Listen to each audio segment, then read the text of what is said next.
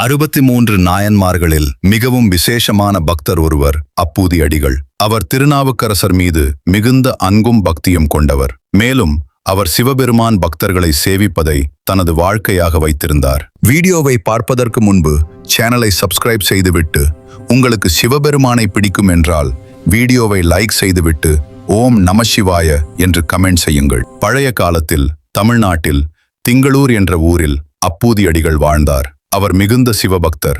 ஆனால் அவர் மிகவும் நேசித்தவர் அப்பர் என்னும் திருநாவுக்கரசர். அப்பூதி அடிகள் செய்த எல்லா நல்ல செயல்களுக்கும் திருநாவுக்கரசர் பெயரையே வைத்தார். உதாரணமாக அன்னதான சாலை, நீர்த்தொட்டி போன்றவற்றுக்கு அப்பர் பெயரை வைத்தார். ஒரு நாள் திருநாவுக்கரசர் திங்களூருக்கு வந்தார். அப்பூதி அடிகள் அவரை மிகவும் மகிழ்ச்சியுடன் வரவேற்றார். அப்பர் சாப்பிடுவதற்காக அப்பூதி அடிகள் தனது மகனை வாழை இலையை எடுக்க அனுப்பினார். அப்போது பாம்பு கடித்து அந்த சிறுவன் உயிரிழந்தான்.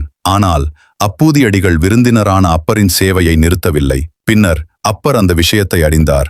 அவர் சிவபெருமானை வேண்டி பாடினார். அந்த பாடலால் அந்த சிறுவன் மீண்டும் உயிர் பெற்றான். சிவபக்தர்களுக்கு சேவை செய்வது மிக உயர்ந்த பக்தி.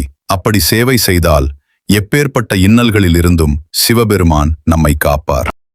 மேலும் இது போன்ற தகவல்களுக்கு துறை mites thoughts YouTube channel like மற்றும் சப்ஸ்கிரைப் செய்து மேலும் வீடியோக்களுக்கு பெல் பட்டனை கிளிக் செய்து கொள்ளுங்கள். அடுத்த வீடியோவில் பார்க்கலாம். நன்றி.